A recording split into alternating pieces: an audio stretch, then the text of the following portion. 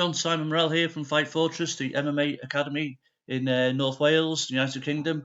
Hope people, my friends and family throughout the world are okay as we can be in these troubling times.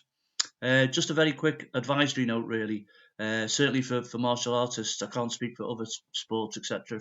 But for martial artists in particular, I've noticed as lockdown goes on, people are less and less likely to be inclined to train, and that's home training obviously. People are less likely to take online tuition, um, join into the various online classes that people are putting on. Not just myself, I mean all my colleagues throughout martial arts. And my word of warning there is if you've been training for a period of time and lockdowns come along, and the novelty first of all is you've trained in your gardens or you've trained in your home gym, etc.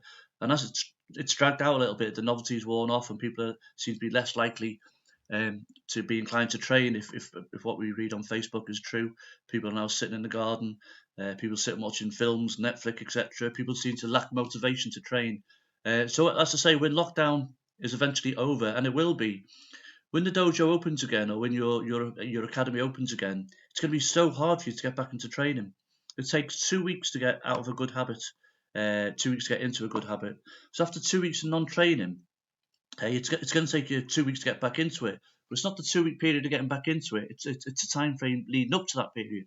So if you haven't trained for 2 weeks, okay, getting back into training when it all starts again is going to be an absolute shock to you mentally and a shock to you physically. You're going to fall behind on people who've been taking advantage of the online stuff. So I urge you, if you're a martial artist of any style, system, there's a train again. Every time I go online, there's a train.